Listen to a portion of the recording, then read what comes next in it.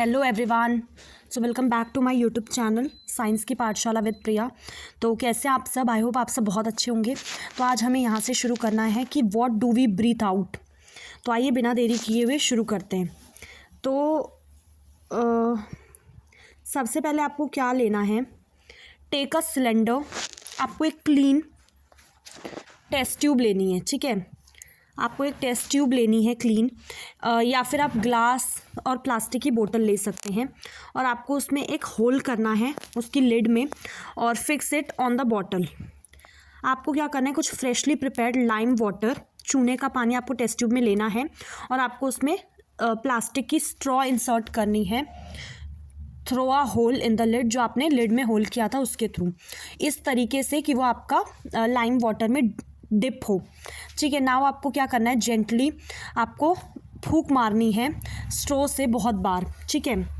तो आपको फिर क्या नोटिस करना है कि क्या जो अपीयरेंस है लाइम वाटर की उसमें कोई चेंज आया कि नहीं आया, और आप इस चेंज को एक्सप्लेन कर सकते हैं चैप्टर 5 के बेसिस पे, ठीक है। चैप्टर 5 जो हमने पढ़ा है, आप मेरी इससे पहले वाली वीडियो देख सकते हैं, ठीक है। देखो, आपको ये चीज़ पता होगी कि जो हवा हम सांस लेते हैं छोड़ते हैं उसमें बहुत सारे गैसेज होती हैं मिक्स। तो व्हाट डू वी एक्सहेल, मतलब क्या हम जो गैस हम कौन सी छोड़ते हैं, मतलब व्हाट डू वी एक्सहेल, ठीक है। क्या हम सिर्फ कार्बन डाइऑक्साइड छोड़ते हैं या बहुत सारी गैसेस का मिक्सचर। तो आपने ये भी ऑब्जर्व किया होगा कि जब आप एक्सहेल करते हो ऑन अ मिरर, तो उसके ऊपर एक सरफेस पे, अगर आप मिरर पे कभी एक्सहेल करके देखना तो पूरा एक वो बन जाता है, मॉइस्चर की एक लेयर सी बन जाती है, ठीक है। और उस पर आपको क्या दिखता है, फ्रॉम वेयर डू, तो ये जो ड्रॉपलेट आती हैं ये कहाँ से आती हैं, ठीक है। अब ये वाला मॉडल इससे पहले हमने देख लिया था, ठीक है। अगर आप बहुत अच्छे से चीज़ों को समझना चाहते हैं तो प्लीज़ इट्स अ रिक्वेस्ट कि बुक लेके बैठें, ठीक है। तो आइए, ब्रीथ फॉर बेटर लाइफ। अब जो आपको पता होगा, अगर आप योग वगैरह करते हैं तो प्राणायाम के बारे में आपने सुना होगा।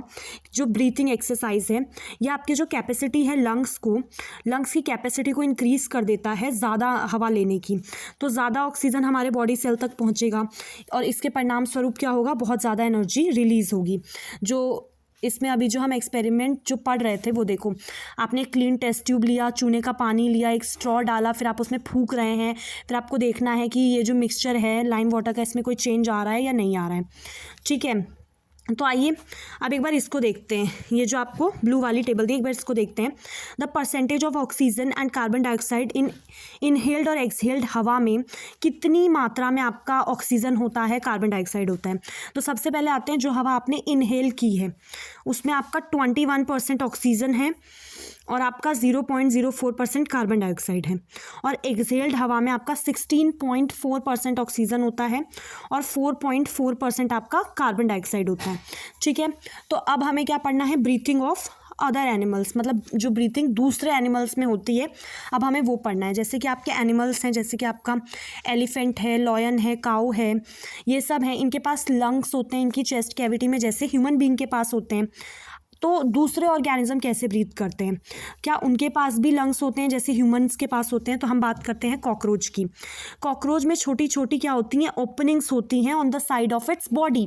जैसे उनकी बॉडी है कोई ऐसे करके, तो इधर साइड में उनके क्या होंगे, छोटे छोटे ओपनिंग्स होंगे जिसके थ्रू वो, ठीक है। अब जैसे दूसरे इंसेक्ट्स हैं उनमें भी ऐसी सिमिलर ओपनिंग होती है, ठीक है। और इन ओपनिंग्स को क्या बोलते हैं हम लोग, स्पायरेकल्स, ठीक है। कॉकरोच में छोटी छोटी साइड में ओपनिंग्स होती है जिनको हम स्पायरेकल्स बोलते हैं।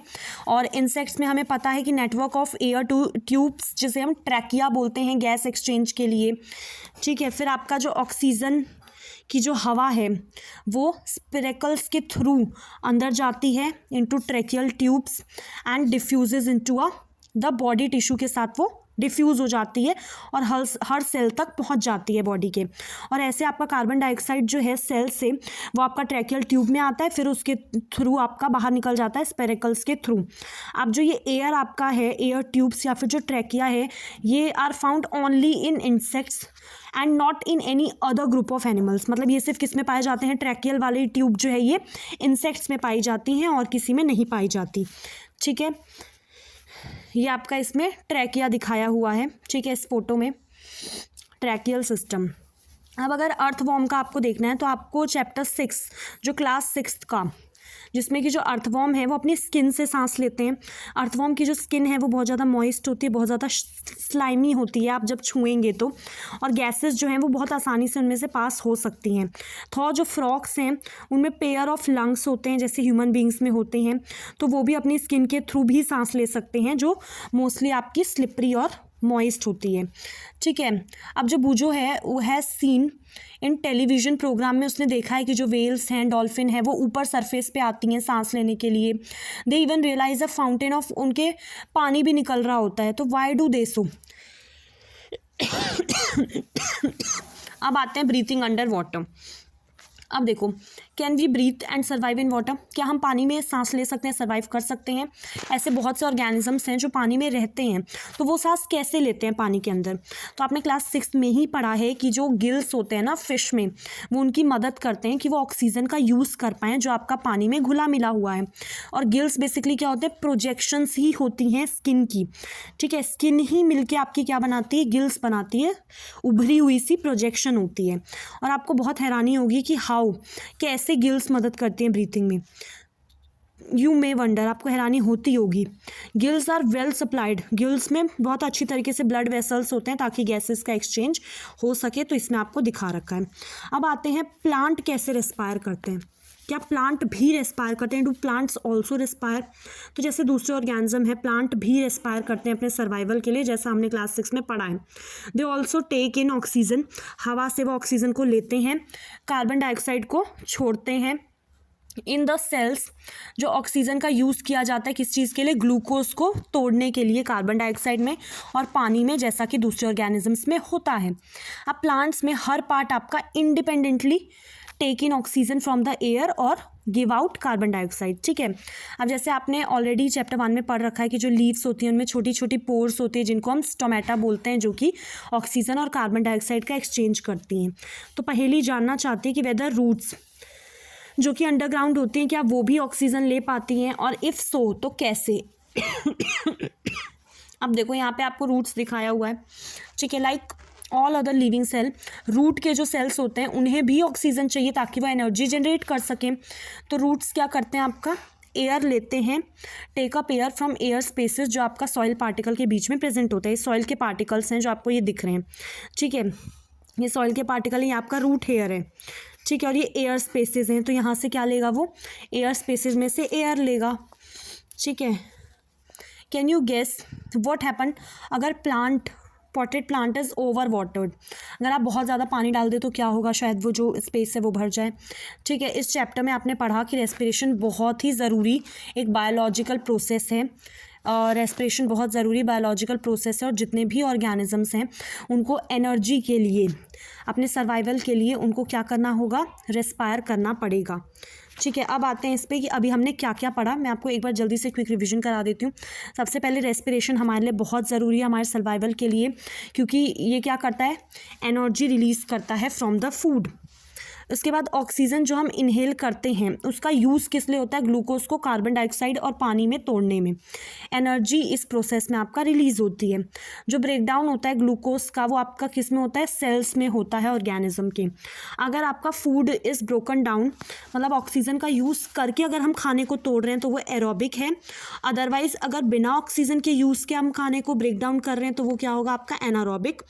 जब आप हैवी एक्सरसाइज करते हैं तो जो सप्लाई है ऑक्सीजन की आपकी मसल सेल्स के लिए वो इनसफिशिएंट होती है, तो उस टाइम पे एनारोबिक रेस्पिरेशन से आपका फूड ब्रेक डाउन होता है। ब्रीथिंग एक पार्ट है प्रोसेस ऑफ रेस्पिरेशन का, जिसके थ्रू जो ऑर्गेनिज्म है वो ऑक्सीजन रिच एयर को लेते हैं और कार्बन डाइऑक्साइड रिच एयर को बाहर छोड़ते हैं। अब जो रेस्पिरेटरी ऑर्गन्स हैं फॉर द एक्सचेंज वो अलग अलग हो सकते हैं अलग अलग ऑर्गेनिजम्स में। जब आप इनहेल करते हैं तो आपकी लंग्स क्या होती हैं, एक्सपैंड हो जाती हैं और फिर back to normal original state में आ जाती हैं जैसे ही हवा आपकी बाहर की तरफ मूव करती है during exhalation. Increase physical activity आपका रेट ऑफ ब्रीथिंग को बढ़ा देता है। अब जो एनिमल्स हैं जैसे काऊ है, बफेलो है, डॉग है, कैट है, इनमें जो रेस्पिरेटरी ऑर्गन्स और जो प्रोसेस है ब्रीथिंग का वो बिल्कुल ह्यूमन की तरह ही होता है। अर्थवॉर्म में जो एक्सचेंज होता है गैसेस का वो किसके थ्रू होता है? मॉइस्ट स्किन के थ्रू होता है। और फिशेज में it take place through gills, और इंसेक्ट्स में आपका ट्रैकियल सिस्टम या ट्रैकिया की वजह से होता है। प्लांट में आपका जो रूट्स हैं वो roots take in air present in the soil. तो आपके जो लीव्स हैं उनमें छोटे छोटे पोर्स होते हैं जिनको स्टोमेटा बोलते हैं, जो कि किस में मदद करते हैं? एक्सचेंज ऑफ गैसेस में। और जो ब्रेकडाउन होता है ग्लूकोज का प्लांट सेल्स में वो बहुत सिमिलर होता है जो दूसरे लिविंग सेल बीइंग में होता है। तो थैंक यू सो मच। अगर पसंद आए तो प्लीज़ प्लीज़ सब्सक्राइब कीजिए, please support me. Thank you so much.